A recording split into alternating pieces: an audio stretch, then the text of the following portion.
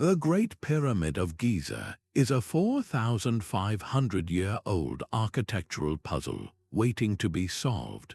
Without computers or modern machinery, ancient builders achieved a level of precision that still baffles experts today.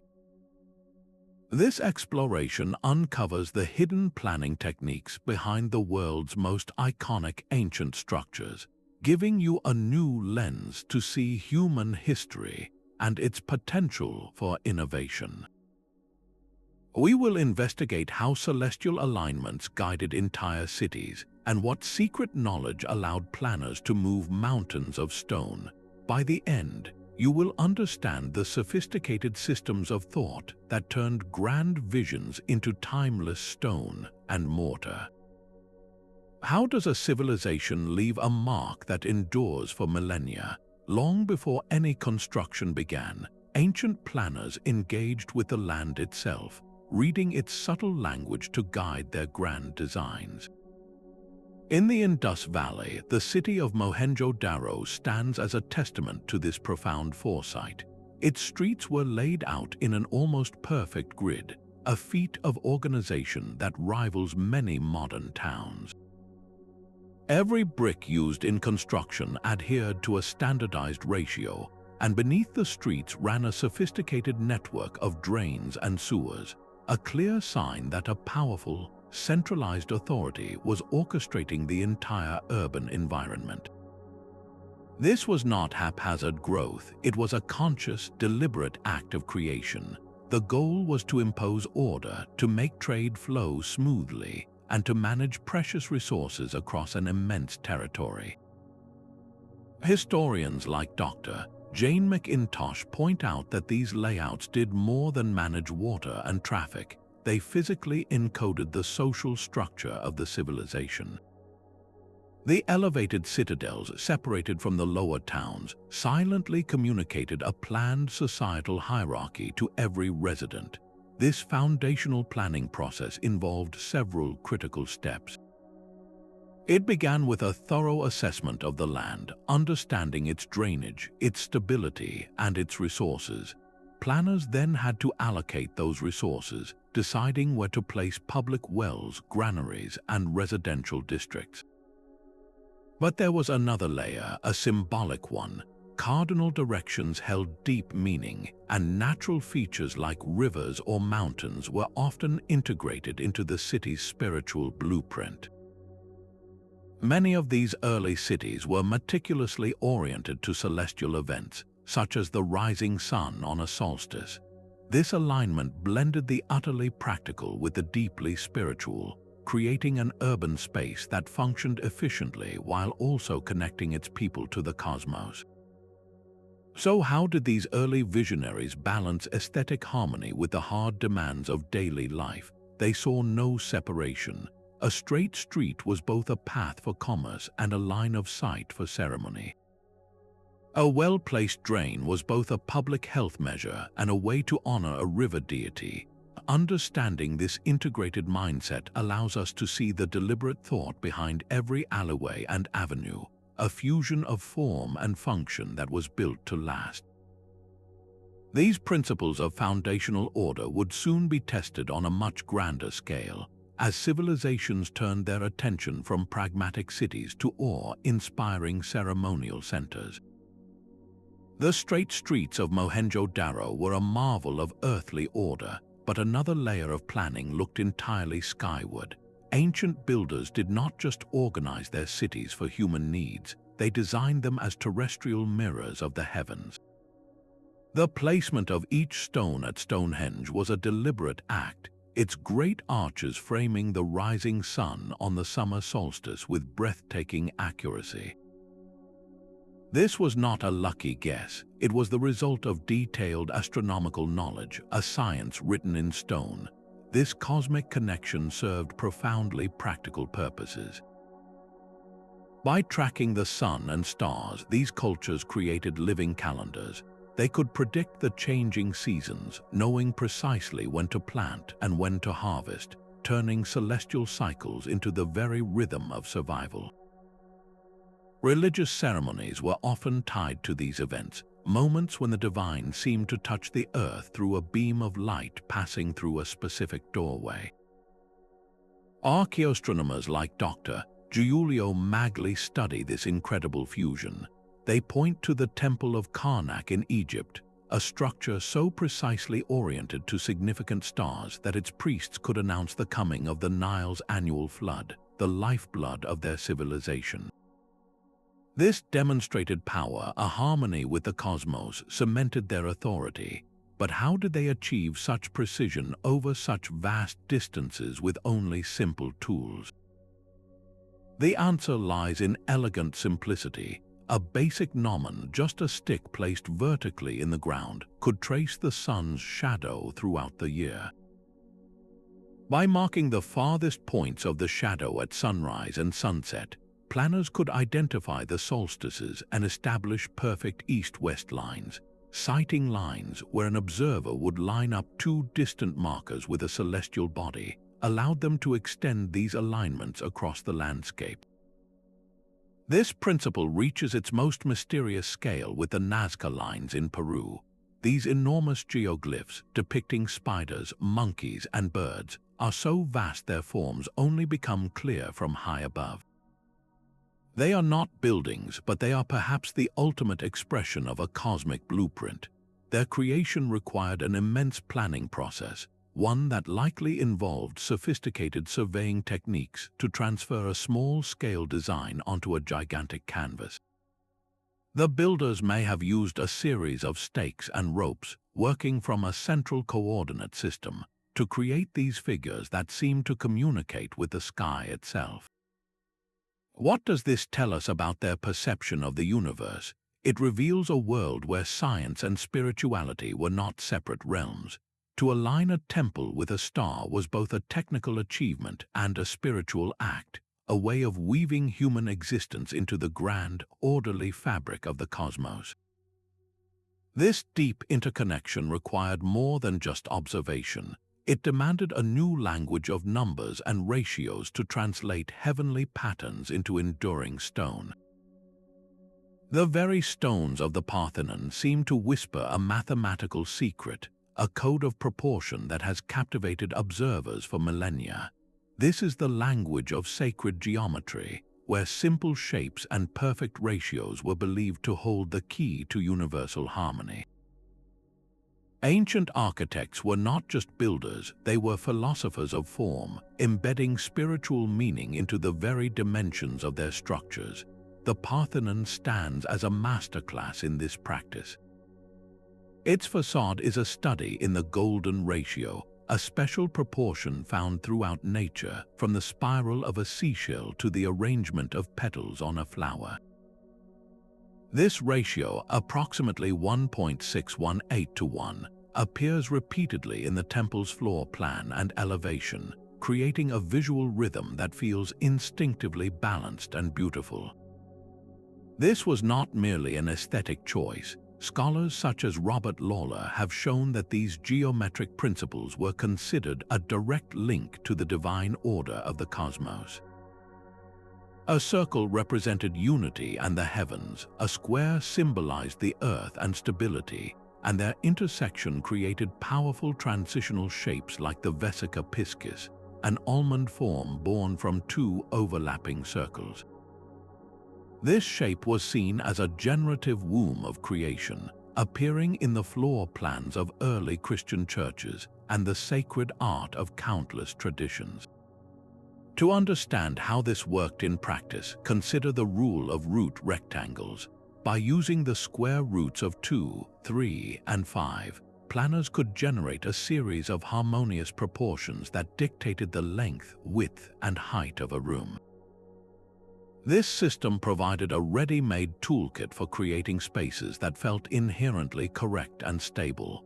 This philosophy reached its most intricate expression in the temples of India, where construction began not with a blueprint but with a mandala. These elaborate cosmic diagrams, often based on a square, mapped the entire universe and the pantheon of deities onto a single plane. The temple was then built as a physical manifestation of this mandala, its walls and towers rising in precise accordance with the celestial map. Every pillar and corridor was placed to guide the worshipper through a symbolic cosmos, turning architecture into a profound spiritual journey. Why would cultures separated by continents and centuries all gravitate toward the same circles, squares, and spirals? This remarkable convergence hints at a deep, shared human intuition for patterns that resonate with both our eyes and our spirit. These forms create a natural balance where structural strength and symbolic meaning become one and the same. This geometric order, perfected for individual monuments, was destined to be replicated on a much larger canvas, transforming the very layout of entire cities. The rigid geometry of a city grid is far more than a convenience for navigation. It is a declaration of intent, a physical statement that human order can be imposed upon the natural world. From the ancient Indus Valley to the heart of the Roman Empire, the grid system became the ultimate tool for urban planners, enabling them to divide land efficiently, scale their cities for growth, and ensure that everyone, from merchant to soldier, could find their way. Yet these plans were rarely just pragmatic. In the magnificent city of Teotihuacan, the immense Street of the Dead serves as a central axis that aligns not only the city's major temples but also with key celestial events, blending the grid with the cosmos. This was urban design as a sacred act. The Greeks refined this idea into a philosophy of civic life. Hippodamus of Miletus is credited with formalizing a plan that zoned cities into distinct areas for public, private, and religious use. This was not merely about organization, it was about fostering social order and democratic ideals, creating a physical environment where community and governance could flourish. The logic of the grid also extended to the invisible infrastructure that sustained urban life. Straight, predictable streets made it infinitely easier to plan and build aqueducts that brought fresh water and sewers that carried waste away, the very arteries and veins of a healthy city. But what happened when this geometric ideal met an unforgiving landscape? The builders of Machu Picchu faced this challenge directly. Instead of flattening the mountainous terrain, they adapted their grid, creating a series of terraced platforms that followed the natural contours of the land. This demonstrates a brilliant flexibility, a willingness to let the environment shape the plan rather than dominate it. This principle was echoed across the world in China, where the grid of the capital city Chang'an was carefully oriented according to Feng Shui principles. Here, the placement of streets and buildings was calculated to harmonize with invisible energy flows, ensuring the health and prosperity of the empire. The grid, therefore, was never a one-size-fits-all solution. It was a versatile language that could express military efficiency, spiritual harmony, or democratic values, all through the same simple arrangement of perpendicular lines. Its persistence into our own modern cities is a testament to its profound utility. But this grand organization of space would have been meaningless without a parallel mastery of the most vital resource of all, water. A city's true test was not its grandest temple, but its ability to quench the thirst of thousands. Water management became the ultimate demonstration of foresight, a complex dance between human need and environmental reality. While Roman aqueducts are legendary, earlier civilizations were mastering this art in the dense jungles of Central America. At Tikal, the Maya constructed an intricate network of reservoirs and canals designed to capture and store precious rainwater, sustaining a vast urban population through long, dry seasons. The entire city was laid out around this hydraulic heart, with plazas and palaces strategically positioned to channel runoff into these vital storage systems. This was engineering on a monumental scale, a planned environment where every surface contributed to survival. but perhaps the most breathtaking fusion of utility and artistry are the stepwells of India, like the incredible Chand Bayori. This structure is not merely a hole in the ground. It is an inverted palace, a staggering cascade of 3,500 symmetrical steps descending 13 stories into the earth to reach the water table. It served as a community hub, a cool retreat from the heat, and a profound architectural statement, proving that the most essential infrastructure could also be a place of breathtaking beauty. According to scholars like Dr. Vernon Scarborough, controlling this life-giving resource was a primary source of political power. A ruler who could guarantee a steady water supply during a drought commanded unwavering loyalty, while the ability to construct such systems demonstrated a mastery over both nature and people. The techniques they employed were remarkably advanced. Planners relied on gravity-fed systems, channeling water from elevated springs through carefully graded stone conduits. They even developed early filtration methods, using layers of sand and charcoal to purify water before it reached the population. A critical question for these ancient engineers was how to anticipate the unpredictable. How did they prevent a life-giving canal from becoming a source of flooding or contamination during a torrential downpour? The answer lay in an intimate understanding of the local watershed. They built diversion channels and overflow cisterns to manage excess water, and they often lined their reservoirs with clay or lime plaster to prevent seepage and protect the water's quality. This seamless incorporation of water elements reveals a holistic worldview where practicality and spiritual reverence for water were inextricably linked. A fountain was both a source of drinking water and a tribute to a nymph. A reservoir was both a civic utility and a sacred pool. This profound attention to integrating with the environment did not stop at water's edge. It extended to the very ground upon which they built. The true genius of ancient engineering is not found in structures that conquered the landscape, but in those that became one with it. These master planners possessed a deep, almost intuitive understanding of the Earth's own language, a skill known as geomorphic design. Rather than leveling mountains or rerouting rivers, they chose to listen to the terrain, embedding their greatest creations into the very bones of the land. The Incan citadel of Machu Picchu is the ultimate testament to this philosophy. Here, every stone terrace and temple precinct was meticulously shaped to follow the natural contours of the Andean peaks. This was not just an aesthetic choice, it was a profound engineering solution. The terraces themselves were designed as a massive, interlocking system of retaining walls that prevented the steep slopes from eroding, while simultaneously creating vital agricultural space to sustain the population. The builders achieved this by carefully studying the local geology, selecting stable bedrock for foundations, and using a technique called ashlar masonry, where stones are cut to fit together so perfectly that no mortar is needed. This flexibility allowed the entire city to shift and settle during earthquakes without collapsing. Across the world in the deserts of Jordan, the Nabateans demonstrated a similar mastery at Petra. They did not build their monumental structures, they revealed them, carving breathtaking facades and tombs directly into the vibrant sandstone cliffs.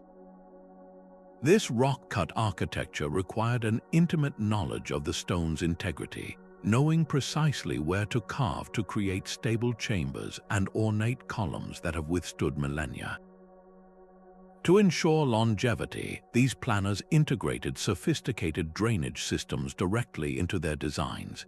At Machu Picchu, channels were cut into the stone to redirect rainwater away from foundations, while at Petra, cleverly placed gutters and cisterns managed the rare but powerful desert flash floods. Archaeological evidence suggests that ancient engineers even conducted rudimentary soil tests and observed wind patterns for years before construction began, orienting buildings to capture cooling breezes or block harsh winds. Why did so many diverse cultures adopt this approach of harmony over domination? For many, the answer was spiritual. Mountains, rivers, and rock formations were not inert matter. They were sacred entities, the dwelling places of gods and ancestors. To build in concert with the land was an act of reverence, a way of weaving human habitation into a living, spiritual tapestry. This deep respect solved immense practical challenges while creating an unbreakable bond between a community and its home, a sense of place that resonated through every stone. The resulting structures were more than just shelters. They were powerful symbols, their forms and placements communicating a civilization's deepest beliefs about the world and its place within it. Every structure tells a story far greater than the stone from which it is built. The ancient world was filled with buildings that served as cosmic maps, their foundations laid not just on Earth, but within a grand, symbolic view of the universe. The staggering Buddhist monument of Borobudur in Indonesia is a perfect example. It is not merely a temple, it is a three-dimensional mandala, a physical representation of the Buddhist cosmos. Pilgrims do not simply walk up its steps, they embark on a spiritual journey, ascending through concentric terraces that symbolize the progressive stages of enlightenment, moving from the world of desire at the base toward ultimate nirvana at the summit. This architectural path was designed to guide the soul. We see a similar impulse in the tiered ziggurats of Mesopotamia. These massive structures were seen as stairways or bridges connecting the earthly realm with the divine. Their stepped levels were a symbolic ladder for the gods to descend and for priests to ascend, a powerful, physical statement of a culture's yearning to touch the heavens. This symbolic layer transformed entire cities into narrative landscapes, where a simple walk through a neighborhood could be a reenactment of a creation myth or a passage through the underworld. The anthropologist Mircea Eliade referred to this concept as the axis mundi, a sacred center believed to link the celestial, terrestrial, and subterranean worlds.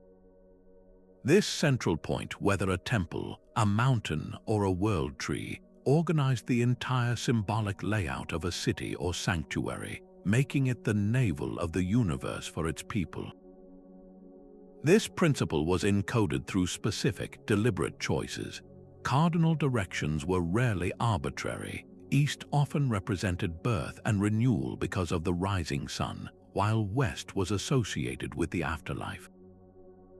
Sacred numbers, like the number 4 representing the cardinal directions or 7 symbolizing the known planets, dictated the number of tiers on a ziggurat or the chambers in a tomb. Even the flow of water was imbued with meaning. Egyptian temples were meticulously aligned with the Nile's flow from south to north, mirroring the sun's daily journey and representing the eternal cycle of life, death, and rebirth. The temple was a model of the cosmos itself, with its floor representing the earth and its ceiling the starry sky.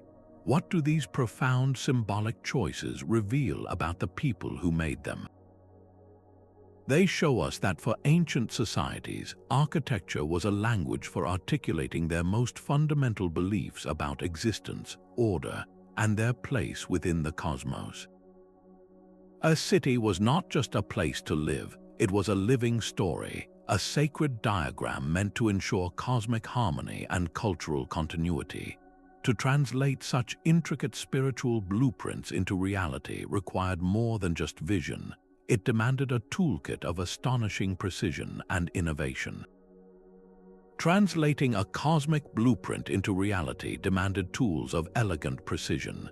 The ancient world's grandest layouts were made possible by a suite of simple yet brilliant instruments that turned abstract geometry into physical lines on the ground. In Egypt, the merchant was a humble but vital tool, a length of rope with knots tied at regular intervals. This knotted cord was the standard for measurement, used to lay out the foundational lines of the pyramids with remarkable consistency.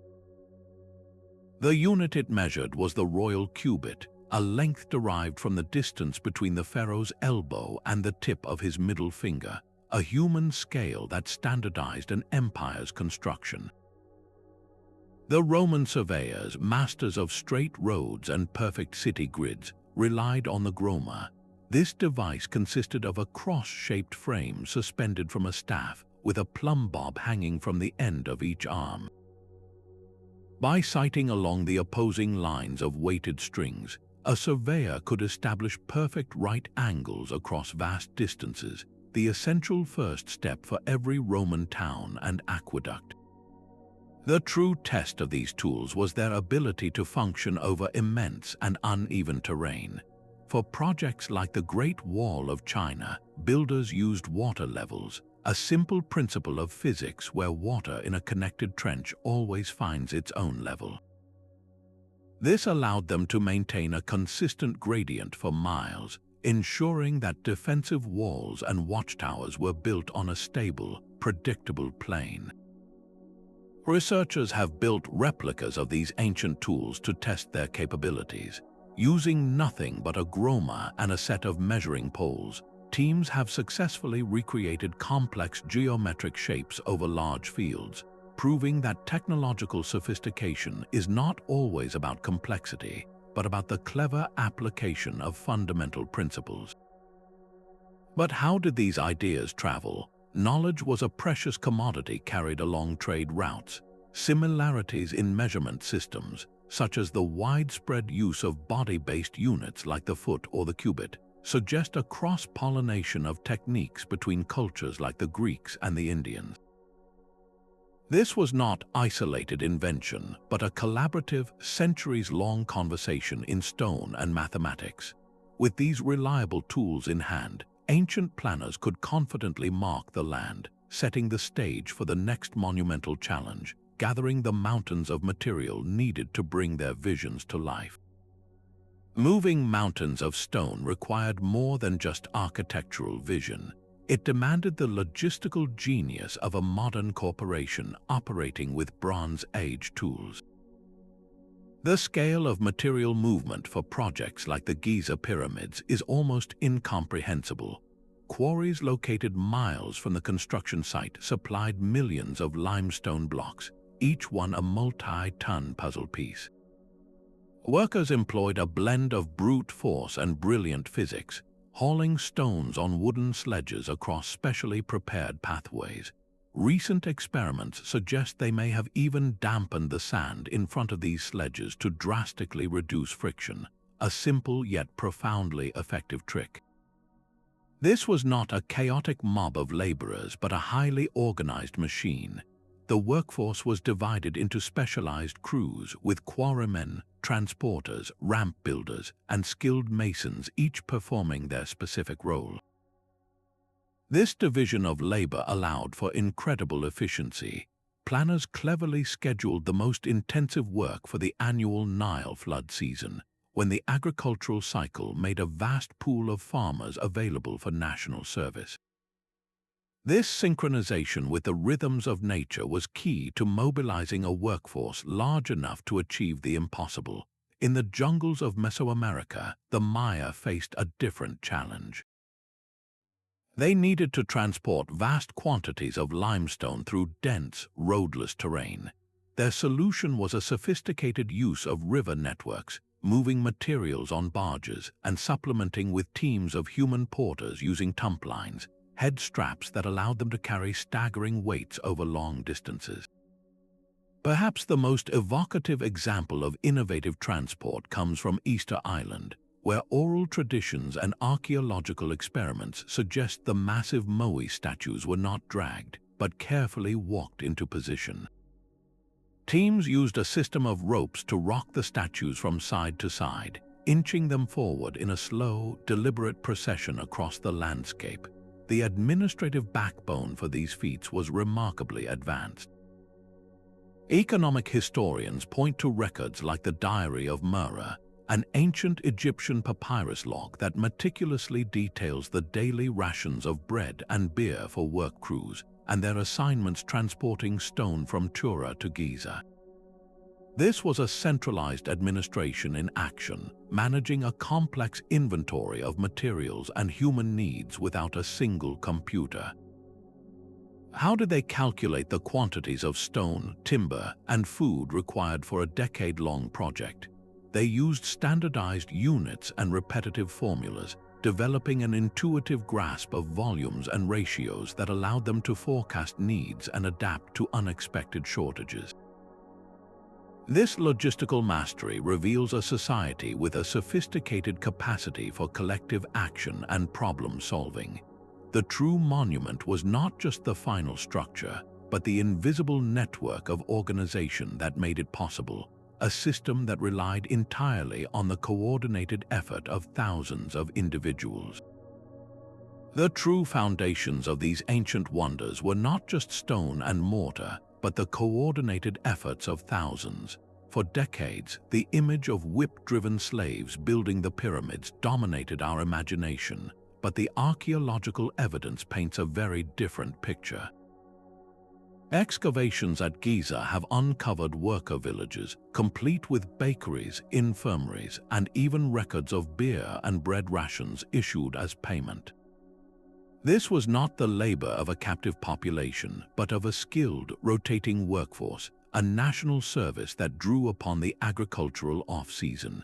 In China, the creation of the terracotta army required a different kind of organization. Artisans from across the empire were assembled, each workshop stamping its tiles and figures with a unique mark. This system enforced an imperial standard of quality, but it also created a permanent record of individual responsibility and specialized craft. These monumental projects functioned as massive public works programs. They provided stable employment, trained generations of craftsmen in advanced techniques, and in doing so, they reinforced the power and legitimacy of the state through visible, collective achievement. Anthropologists pieced together this social puzzle from unexpected clues. Labor tokens, like the sealed clay dockets found in Mesopotamia, recorded an individual's work contribution, essentially an ancient timesheet. Tomb inscriptions of overseers boast of managing crews of 20,000 men, giving us a glimpse into a sophisticated hierarchy of management. The very layout of worker settlements reveals how tasks were delegated, with separate quarters for stone cutters, carpenters, and officials. This specialization was often formalized through guilds and apprenticeships, systems that preserved technical knowledge and ensured its transmission from one generation to the next. But not all labor was a salaried profession. The Inca Empire perfected a system known as the mita, a form of rotational labor that was a required tax paid to the state. Every household contributed a member for a set period to work on roads, temples, or terraces. This system was the engine behind the empire's infrastructure, a communal labor tradition that wove the needs of the state directly into the fabric of every family's life. How did planners maintain the morale and physical well-being of such immense groups over decades? The answer lies in social cohesion and a powerful shared purpose. A worker on the Great Pyramid likely believed they were constructing a divine vessel for their god-king, an act that ensured cosmic order and their own place in the afterlife. This spiritual investment, combined with fair treatment and a sense of participating in a grand, historic enterprise, fueled endeavors that stretched across human lifetimes. The sheer continuity of these projects points to a culture that saw itself as part of a timeless story, one where each generation added its own chapter in stone. This intricate human machinery, the mobilization and management of entire populations, could only function with the support of a different kind of innovation, a system for recording and transmitting the plan itself. A master builder's most vital tool was not a chisel or a measuring rope, but a trained memory. Without paper blueprints to file away, the complex plans for entire cities and temples were carried in the minds of specialized artisans, passed from mentor to apprentice through generations of oral tradition. In New Zealand, the Maori built their magnificent waranui, or meeting houses, using verbal protocols so precise that every dimension was defined by the human body. The length of a wall might be measured in arm spans, the height of a post determined by the height of a specific tribal chief. This system wove the community itself directly into the architecture, creating a living blueprint that was both personally meaningful and astonishingly consistent. Across the world in ancient Mesopotamia, planners did commit some designs to clay. These tablets are the world's oldest surviving blueprints, showing carefully incised sketches for temples and intricate canal networks, complete with annotations for dimensions and materials.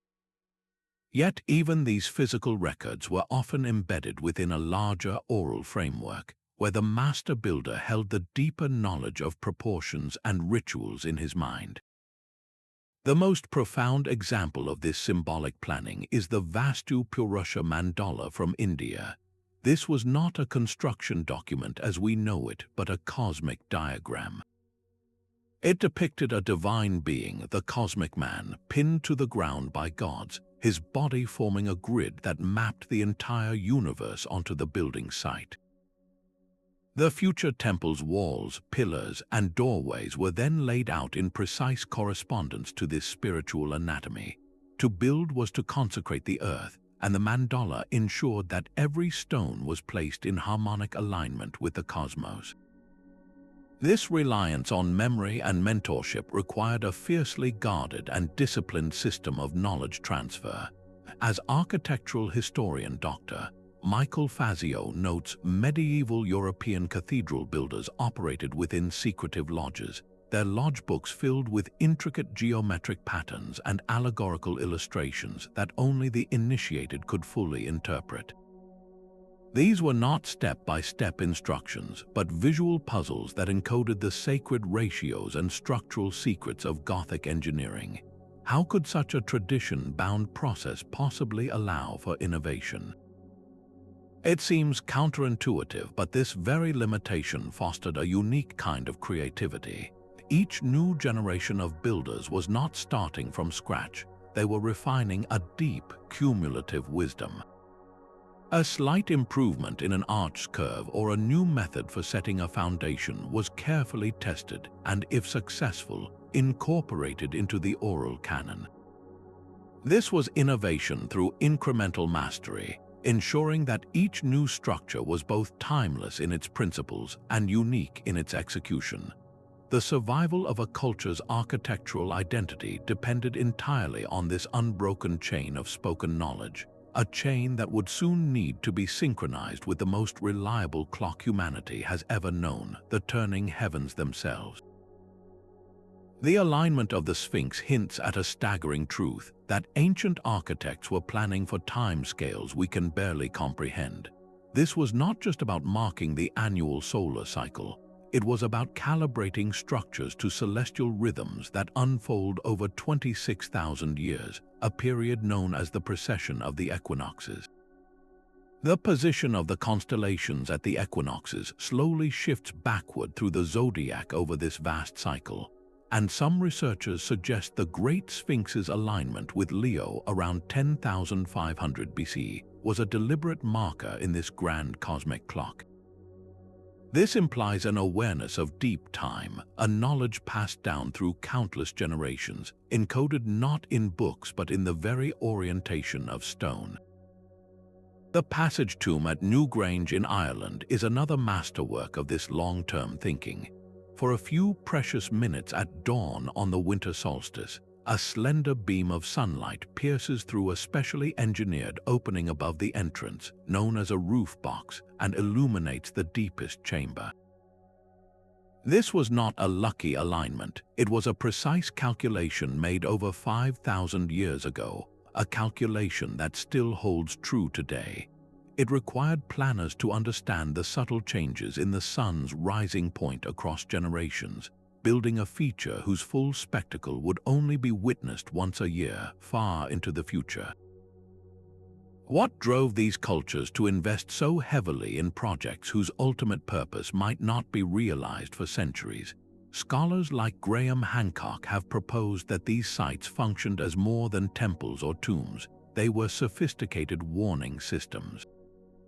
By tracking precession, which correlates with major climatic shifts like ice ages, these structures could have served as triggers for cultural memory, signaling times of great environmental change and the need for societal renewal. This long-term calibration required a method of record-keeping that could span ages. The knowledge of these slow celestial dances was likely embedded in myth and ritual, stories that carried vital astronomical data across hundreds of generations. The motivation was a profound desire to create a legacy that transcended any single human life, to build a civilization's values and its understanding of the cosmos directly into the landscape. This deep connection to cosmic time reveals a mindset that saw human existence as a single thread in a much grander tapestry, a perspective that guided not only their spiritual monuments but also their most practical plans for survival. This visionary outlook extended to the formidable challenge of protecting everything they had built from more immediate, earthly threats. A city's walls were its first and final argument against the world. At Mycenae in Greece, the sheer scale of the so-called Cyclopean walls sent a clear message that only giants could have stacked such immense limestone boulders. These fortifications were not just brute barriers, they were intricately planned systems. The famous Lion Gate entrance was designed as a deadly funnel, forcing any attacker to expose their unshielded side to defenders perched above. This was psychological warfare carved in stone, a layout calculated to break an assault before it truly began. Across the African continent, the sprawling stone complex of Great Zimbabwe employed a different kind of defensive genius. Its massive outer walls, built without mortar, concealed a labyrinth of narrow, winding passages and hidden chambers. This design allowed guards to move unseen and control the flow of people, while elevated platforms provided sweeping views of the surrounding plains, turning the entire city into a watchful sentinel. These defensive measures were not separate from daily life. They were woven into its very fabric. Inner courtyards doubled as protected gathering spaces during a siege, and vital water sources, the lifeblood of any community, were always secured deep within the innermost fortified areas. Military historians studying the multiple walls of Constantinople can trace the evolution of threat directly in the city's layout. Each new line of defense was a response to more powerful siege engines and new tactics, creating a layered onion of protection that made the city nearly impregnable for centuries. The engineering behind these elements was a constant race between defense and offense. Ramparts were earthen banks that absorbed the impact of projectiles, while deep moats denied attackers solid ground and the ability to tunnel under walls. As siege towers and catapults grew larger, the angular bastion was developed, projecting from the main wall to provide defenders with overlapping fields of fire, turning a straight wall into a deadly star shape. Why would a society choose to become a fortress, prioritizing impregnability over open trade and exchange? The answer often lies in the harsh realities of geopolitics and intense competition for scarce resources. A city like Mycenae, rich in gold and controlling key trade routes, built its formidable walls out of necessity, a direct result of its valuable and enviable position. This defensive posture inevitably shaped its societal development, fostering a more militarized, hierarchical culture where security was paramount. The choice to fortify could lead to both great resilience and profound isolation, a tension etched into the very streets and stones.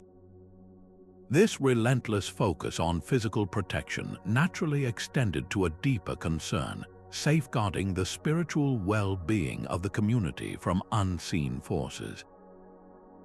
These ceremonial routes were masterclasses in emotional architecture designed to choreograph the human spirit. Walking the Avenue of the Dead in Teotihuacan was not a simple commute, it was a transformative journey. Your entire passage was stage-managed. As you moved toward the looming Pyramid of the Moon, your view was carefully framed by lower platforms and temples lining the route. These were not just buildings, they were theatrical sets where ritual performances would unfold, pulling you deeper into a shared spiritual narrative with every step. The same principle guided pilgrims on the Sacred Way in Greece, climbing the winding path to the oracle at Delphi. Each turn in the road, each steep ascent, was a deliberate act of pacing. It stripped away the concerns of the ordinary world and built a palpable sense of anticipation, making the final arrival at the sanctuary feel like a true homecoming. The very ground beneath your feet was part of the design. Planners manipulated the sensory experience with incredible subtlety. The width of a pathway could control the speed of a crowd, forcing a slow, reverent shuffle. The strategic placement of walls created pockets of echoing sound or sudden silence, amplifying the chants of priests. They used the sun itself as a prop, orienting avenues so that the rising or setting sun would blaze directly down the corridor, bathing the procession in a transformative light. This was not accidental. Archaeologists find evidence of constant, careful maintenance, where these pathways were repaved or slightly rerouted over centuries. Why would a civilization repeatedly renovate a perfectly good road? They were not fixing a physical problem, but preserving a ritual experience. They were ensuring that the magic of the journey, its power to evoke awe and reverence, remained potent for generation after generation. This reveals a profound understanding of human psychology. The slow, guided walk through a sequence of sacred spaces creates a powerful cognitive shift. It allows the participant to leave their individual identity behind and fully merge with the collective, becoming part of a story much larger than themselves. From the causeways leading to Maya pyramids to the long walkways of Angkor Wat, we see this same pattern emerge across continents and eras.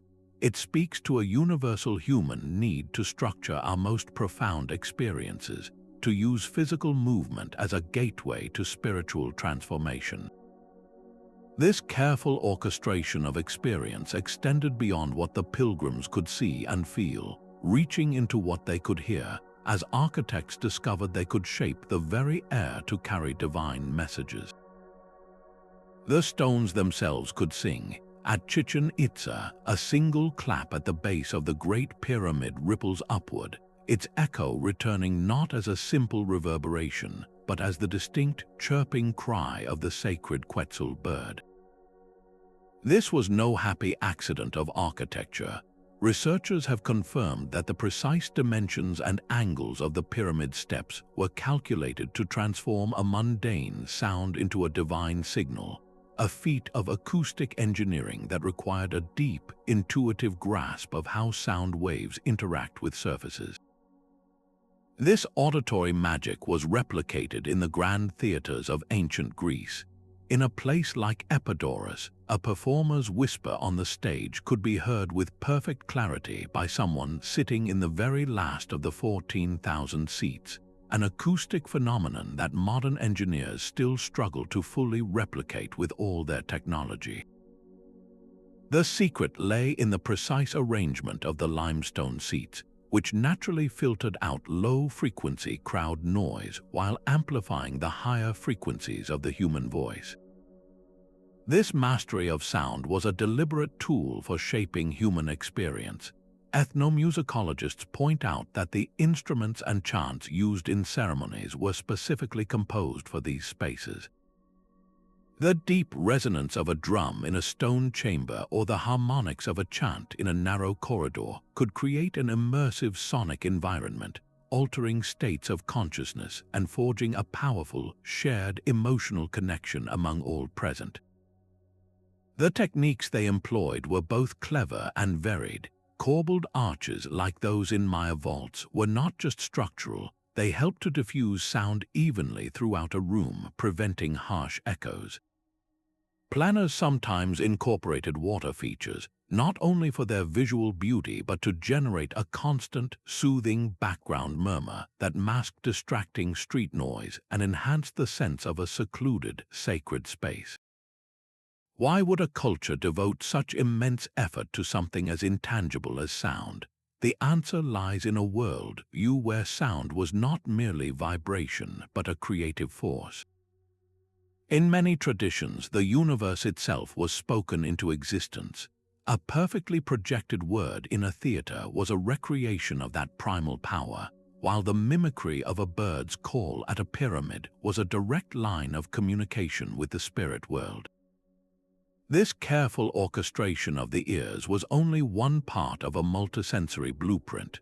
The same meticulous attention was given to the play of light and shadow, painting stories not in sound but in brilliant contrast and ethereal glow. A beam of sunlight pierces the absolute darkness of a mountain sanctuary, illuminating the face of a god for just a few minutes each year. This was the breathtaking precision achieved at Abu Simbel, where Egyptian architects oriented an entire temple so that on 2 specific mornings, the rising sun would reach deep into the inner sanctum to light up statues of Ramses II and the sun god Amun. They did not merely build a structure to keep out the dark, they engineered the dark itself, using it as a canvas upon which to paint with light. This mastery of illumination reaches back even further, to the flickering torchlight of Paleolithic caves like Lascaux. There, artists placed their magnificent paintings of bison and horses not on random walls, but in specific alcoves and overhangs where the uneven light from a flame would make the animals appear to move, their muscles twitching and their forms shifting in a primal dance. This was an early, intuitive grasp of perceptual psychology, using dynamic light to transform a static image into a living story. The tools for this manipulation were both simple and brilliant. Apertures like the single oculus in the dome of the Pantheon in Rome were not just holes for air, they were celestial instruments. The spot of light cast by this opening travels across the vast interior like a slow-moving clock hand, marking the hours and the shifting seasons on the patterned floor below. In Roman basilicas, planners installed clerestory windows, high openings that allowed light to flood down from above, symbolically elevating the space and separating the bright, heavenly realm of the vaults from the more shadowed human space below. Art historians see a universal symbolic language in these practices. Across cultures, light was synonymous with divinity, revelation, and life, while shadow represented mystery, the unknown, and the fertile ground from which enlightenment could emerge. A dark corridor in a Maya tomb was not a design flaw. It was a necessary prelude to the dazzling inner chamber, making the eventual burst of light all the more powerful and transformative. How did this play of light and dark shape the visitor's inner journey? It turned architecture into a time-based art. A person entering a temple at noon experienced a completely different space than someone who entered at dusk. The building itself was not static, it breathed with the sun, telling a story that unfolded across the day and the entire year. This emotional manipulation through environmental factors extended beyond the visual, as planners also learned to shape the very air people breathed for both comfort and spiritual resonance. The air within an ancient Persian home felt cool and fresh, even as the desert sun blazed outside. This was the magic of the bagia or wind catcher, a towering structure that reached above the roofline to capture the slightest breeze. Like a natural air conditioner, it funneled this moving air down into the living spaces below, while simultaneously drawing warm, stale air up and out. This was not a standalone invention, but part of a holistic system. Deep beneath the city, networks of qanats, subterranean canals, brought cool water from distant aquifers. As this water flowed, it chilled the surrounding earth, and when the air from the wind catcher passed over these underground channels, it was cooled even further through evaporation before entering the home. This sophisticated understanding of thermodynamics created a self-sustaining cycle of comfort. Across the world, in the American Southwest, the ancestral Pueblones of Mesa Verde employed a different strategy entirely. They built their dwellings deep into south-facing cliff alcoves. In winter, the low sun would penetrate the recesses, warming the thick stone and adobe walls. These walls acted as a thermal mass, absorbing the heat and slowly releasing it throughout the cold night. In the scorching summer, the high sun would be blocked by the overhanging cliff, keeping the dwellings naturally shaded and cool. This was climate control through geometry and orientation, a passive system refined over countless generations. Why did the solutions in the desert differ so dramatically from those in the jungle or the mountains? The answer lies in a profound principle of adaptation. Each culture developed a unique architectural language to converse with its specific environment. In humid regions, the priority was maximizing cross-ventilation. You see this in the traditional stilt houses of Southeast Asia, where elevated floors and open lattice walls allowed breezes to constantly flow through, discouraging moisture and mold. Courtyards, a feature from Roman villas to Chinese sihayuans, acted as climate engines. Sun-heated air would rise from the central yard, pulling cooler air from surrounding rooms and creating a continuous, gentle circulation. Water channels run through these courtyards did more than just provide beauty. The process of evaporation from their surface actively cooled the immediate microclimate. Modern engineers now look to these ancient methods for sustainable design inspiration, recognizing their genius in reducing energy consumption. They see how a simple feature like a strategically placed window lattice or a wall made of mud brick can achieve what our machines do, but silently and without cost. This deep, localized knowledge transformed buildings from mere shelters into living, breathing partners with the environment. This seamless integration of a structure into its surroundings was a hallmark of a wider, interconnected worldview, one that would soon express itself not just in single buildings, but in the vast, sprawling networks of trade that connected entire cities. The straight path of a trade route was a city's lifeline, a channel of wealth and information flowing directly into its heart. Ancient planners understood that a city's prosperity depended on making commerce as effortless as breathing, and they designed their urban landscapes accordingly. In Rome, the Via Sacra was far more than a ceremonial road for triumphant generals. It was a bustling commercial spine. Lining this sacred way were shops, money changers, and taverners, their business thriving on the constant foot traffic of both pilgrims and citizens. This was a deliberate fusion of the spiritual and the economic, where the city's most important street served its gods and its merchants in a single, dynamic space. The logic extended to the very organization of the city. At the port of Ostia Antiquae, Rome's gateway to the sea, archaeologists have uncovered clear evidence of zoning. Noisy, smoky workshops for pottery and metalworking were situated away from residential blocks, yet they remained strategically close to the river wharves and warehouses for easy access to arriving raw materials and departing finished goods. This careful separation was an early form of urban planning that balanced quality of life with industrial efficiency. Economists studying these ancient layouts note how they dramatically lowered what we now call transaction costs. By clustering all the leather workers in one district or all the spice merchants in another, as seen in the specialized souks of medieval Baghdad, a buyer could easily compare prices and quality. This encouraged artisans to hone their craft, fostering innovation and creating centers of excellence that were known across the known world. The infrastructure supporting this commercial machine was remarkably sophisticated. Along the Great Silk Road, cities grew not by accident but by design, planted at oases or mountain passes where caravans were forced to converge. Here, planners built caravanserais, vast fortified inns that offered travelers safe lodging for the night, pens for their camels, and secure storage for their goods. Customs houses and administrative offices were positioned at the city gates, regulating the flow of trade and collecting taxes that funded the city's grandeur. This entire system was designed for one purpose: the smooth, uninterrupted flow of commerce.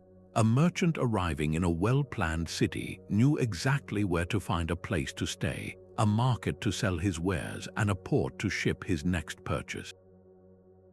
This reliability and ease of business is what turned small trading posts into epicenters of global exchange. What began as a pragmatic response to the needs of commerce, however, inevitably evolved into something more. The wealth generated by these efficient layouts created a new ambition: to transform a city that worked perfectly into a city that was also a breathtaking work of art. A city's beauty was never an accident. It was a deliberate argument made in stone and space, a visual language that everyone could understand, even those who could not read a single word. The Forbidden City in Beijing demonstrates this principle on a breathtaking scale. Its vast complex feels unified and immense not through chaos, but through a strict repetition of modular courtyards and halls, all painted in the same majestic palette of vermilion red, brilliant gold, and glazed yellow roof tiles. This rhythmic consistency creates a powerful sense of order and imperial authority, a message that resonated with every visitor who walked through its gates. Similarly, the stepped pyramids of Mesoamerica were designed not just for ceremony, but for silhouette. Their dramatic, ascending forms against the open sky were calculated to convey power and grandeur from every angle, a permanent monument to the rulers who commanded their construction. This visual coherence was often dictated by formal cultural canons. The Greeks, for instance, developed strict orders of architecture. The Doric order was sturdy and masculine, the Ionic more graceful with its scroll-like capitals, and the Corinthian ornate and slender. Each set of proportions was prescribed for different types of temples, ensuring that the very form of a building communicated its purpose and the character of the deity worshipped within. Art historians note how planners managed sightlines with incredible care. A building was rarely placed in isolation. It was positioned to frame a perfect view of a distant mountain, or to create a dramatic axial view of another important structure, guiding the eye and enhancing the human experience of scale and harmony within the urban environment. This visual richness was achieved through a masterful use of materials and textures. The Parthenon's brilliant white marble was once painted in vivid colors and adorned with sculpted friezes, adding layers of narrative without compromising its structural strength. In Egyptian temples, hieroglyphs and bas-reliefs were not mere decoration. They were integral to the stone, covering every surface with stories of gods and pharaohs that transformed architecture into a sacred text. Why did this visual coherence matter so deeply in societies where few could read? Architecture was the most public and permanent art form. It was the broadcast system of its age, communicating a society's values, its hierarchy, and its identity to every single citizen. A harmonious cityscape told a story of stability and divine favor, while a chaotic one suggested the opposite. This universal language of proportion and symmetry made complex ideas about power, faith, and community accessible to all, turning the entire city into a school for the senses. That sense of visual harmony was a powerful tool, but it could also be wielded to overwhelm. Monumental structures were not merely built for function or even beauty. They were designed as instruments of power. their sheer scale broadcasting a message of unshakable authority to every person who approached. Walking through the gate of all nations at Persepolis was a humbling experience. You passed beneath colossal winged bulls, their stone gaze imposing, before entering a forest of towering columns that held up the audience hall of the Persian king. The entire complex was a stage for imperial propaganda. Intricate reliefs carved along the grand stairways did not depict scenes of daily life, but a continuous, silent procession of delegates from every corner of the empire, each bearing tribute for the enthroned monarch. This was the state's message written in stone, a permanent declaration of wealth, reach, and total control. The Roman Colosseum employed a different kind of psychological power. Its massive oval form could hold tens of thousands of people, a physical manifestation of Rome's ability to mobilize and entertain its entire citizenry. The tiered seating was a precise map of the social hierarchy, from the emperor's private box down to the standing room for commoners. By providing bread and circuses in this awe-inspiring setting, the state offered a powerful bargain, trading spectacle for social order and loyalty.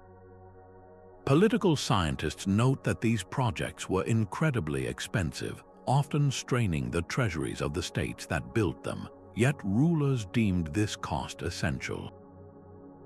The psychological impact was calculated to inspire different emotions depending on where you stood. For a foreign ambassador, it might be fear and submission.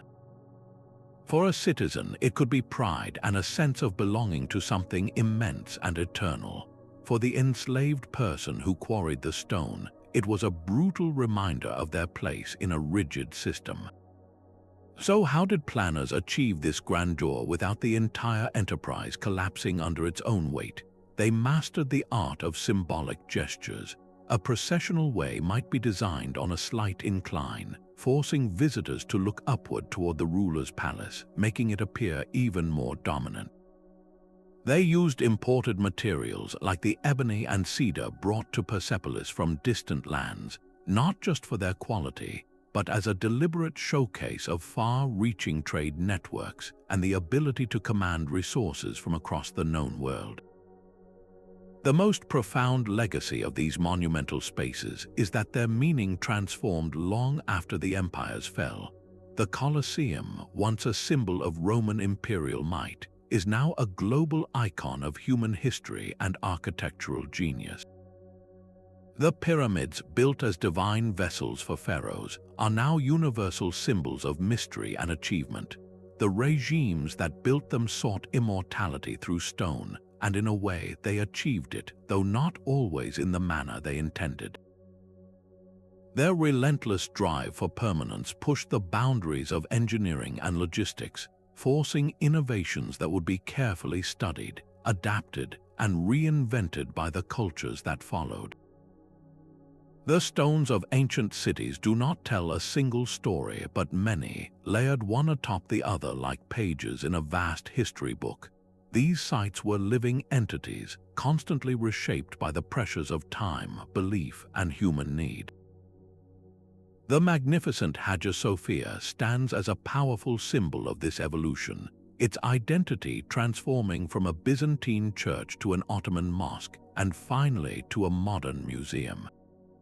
Each conversion was not an erasure, but an addition, a new chapter written into its very fabric, with minarets rising beside the original dome and Christian mosaics preserved beneath Islamic calligraphy. This practice of adaptive reuse was a testament to both pragmatism and a deep respect for the past. At the Temple of Jupiter in Baalbek, Roman engineers did not dismantle the existing megalithic platform. They built directly upon its gargantuan stones, incorporating the sacred power of an older site into their own imperial vision. This conserved immense resources and maintained a tangible link to previous generations, allowing urban identity to grow organically over centuries rather than being fractured by each new era. Urban archaeologists read these stories through the science of stratigraphy, carefully excavating layer by layer to reveal how a society responded to a devastating fire, a shift in political power, or the arrival of a new faith. The Roman Forum offers a masterclass in this process, where the temples of the Republican era were not demolished but were seamlessly integrated into the grand imperial complexes that followed, their foundations becoming the bedrock for new forms of governance and spectacle. What does this long-term resilience teach us about innovation? It reveals that the most enduring urban layouts were not rigid monuments to a single idea, but flexible frameworks capable of absorbing shock and adapting to new realities without losing their fundamental character. This ancient wisdom, the art of building for change, holds profound lessons for our own modern cities as they face the challenges of growth and environmental transformation. The wisdom of ancient streets offers a quiet rebellion against the frantic pace of modern life. Those old principles of integrating with nature, designing for community, and harnessing passive energy are no longer just historical curiosities. They are urgent blueprints for a sustainable future. Contemporary architects are now looking back to move forward, reviving techniques like rammed earth construction, where soil is compacted into solid, thermally massive walls that naturally regulate indoor temperatures. This method, drawn from vernacular traditions across the globe, drastically reduces the need for energy-intensive heating and cooling systems, slashing the carbon footprint of our buildings. Similarly, the ancient courtyard, a central feature from Roman villas to Chinese sihayuans, is being reimagined as a natural climate engine for modern homes and offices, creating cool, shaded oases that promote air circulation. This revival is not about nostalgia, it is about proven performance. The emphasis on pedestrian-friendly grids and mixed-use zoning found in places like Teotihuacan prefigures entire modern movements like new urbanism. These planners recognize that a city thrives when daily needs are within a short walk, fostering social interaction and reducing reliance on costly infrastructure. Today, this ancient logic is being used to combat the isolation and environmental toll of urban sprawl, creating neighborhoods where homes, shops, and parks coexist seamlessly. Perhaps the most critical lesson comes from ancient water management. The magnificent stepwells of India, like Chand Bayori, were not merely architectural marvels. They were sophisticated community-based systems for harvesting and storing every precious drop of rainwater. Modern engineers in arid regions are now adapting this very concept, designing landscapes and buildings to capture rainfall, slow its runoff, and recharge depleted aquifers, turning a problem of scarcity into a resource. Why are these time-tested solutions gaining such renewed attention in the face of a changing climate? They represent a holistic approach that our modern, siloed thinking often misses. Ancient planners did not see a separation between the health of the environment and the health of the community. A passive cooling technique served both physical comfort and social gathering. A water reservoir was both a utility and a sacred space. By studying this deep past, we are not copying old designs. We are rediscovering a mindset, one that allows us to envision futures that are both brilliantly innovative and rooted in enduring wisdom. This profound connection between ancient technique and modern application forces us to ask a deeper question. How do we truly know what we think we know about these long, silent builders? Even the most carefully laid stone cannot tell us its purpose with certainty. The silent testimony of ancient sites often presents us with a beautiful, frustrating puzzle, where a single structure can embody a dozen different meanings at once. Take Stonehenge, that iconic ring of standing stones on the English plain. For generations, we have asked what it was for.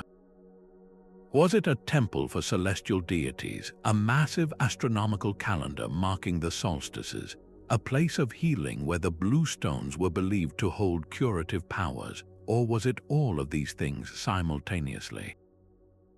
The evidence can support each theory, and the true answer may be a complex tapestry woven from all of them.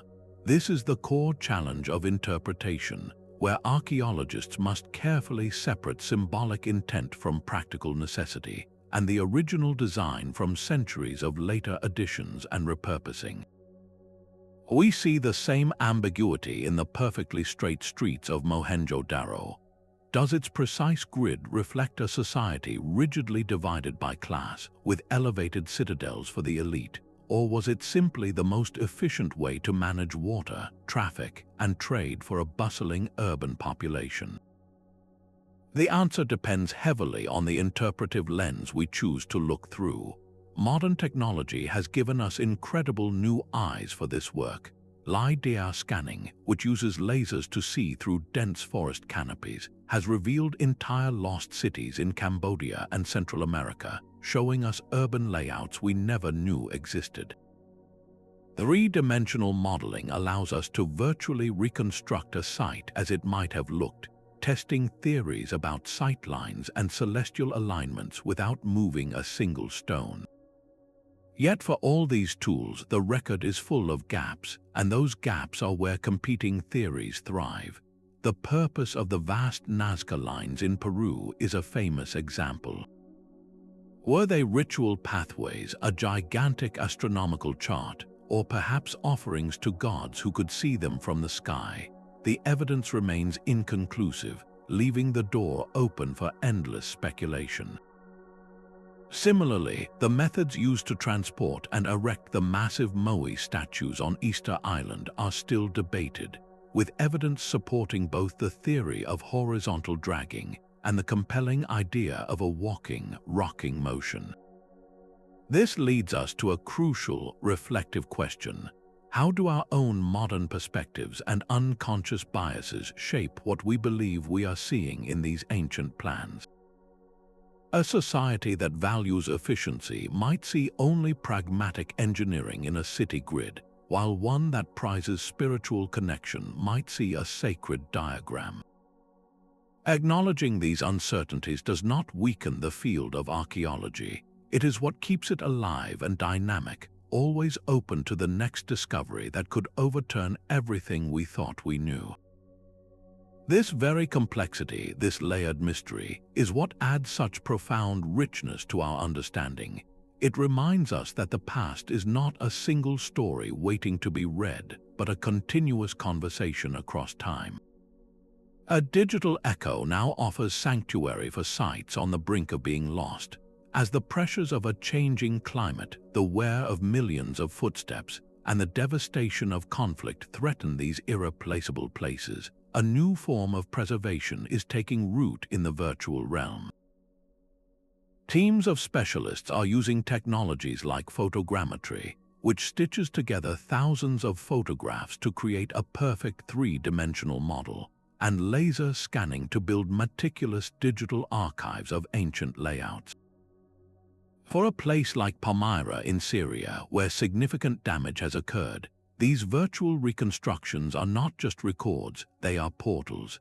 They allow students and researchers from anywhere in the world to walk its colonnaded streets, offering a fragile thread of continuity for a cultural heritage under grave threat. This digital resurrection serves a deeper purpose than simple access. Scholars can use these precise models to run simulations, testing long-held hypotheses about how a temple was used or how sunlight would have entered its inner chamber at a specific time of year.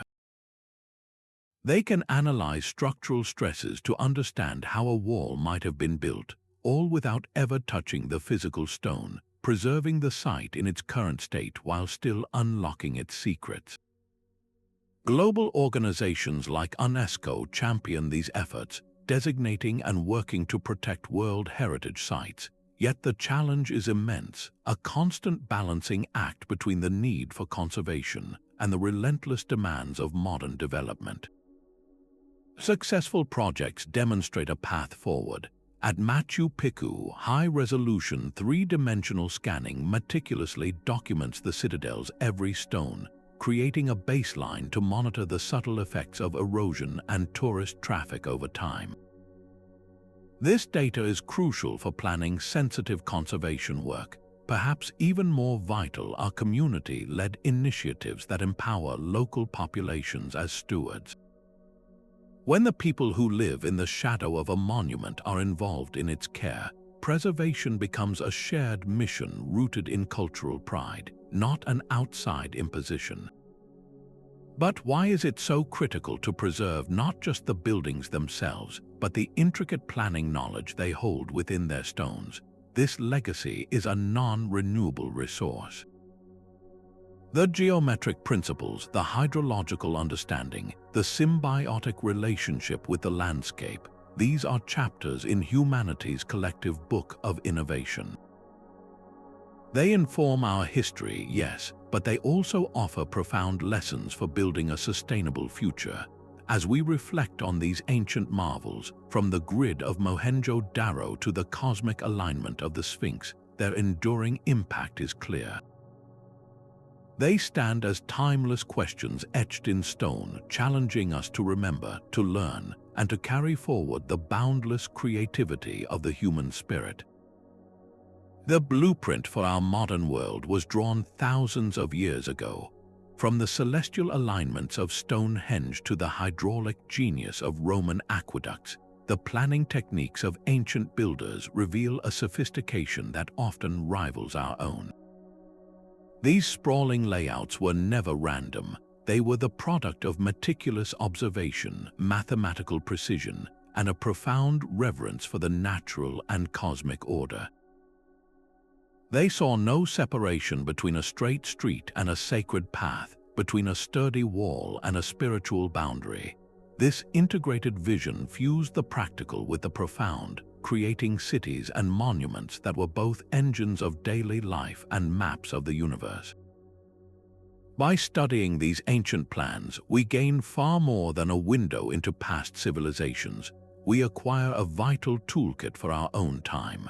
The principles of passive cooling, water harvesting, and community-centered design offer powerful solutions for contemporary challenges in sustainability and urban living. The legacy of these master planners is a quiet reminder that our greatest achievements spring from collaboration, from foresight that spans generations, and from a fundamental respect for the environment we inhabit. As you look at the world around you, at your own city or neighborhood, consider how these timeless ideas might inspire your own projects and perspectives. How can we build not just for today, but for the centuries to come? If this journey into the deep past has sparked your curiosity, we would love to hear your thoughts in the comments below. Share which ancient site fascinates you the most, and subscribe for more explorations into history's hidden wonders. Thank you for joining us in uncovering the incredible secrets behind the world's most awe-inspiring ancient layouts.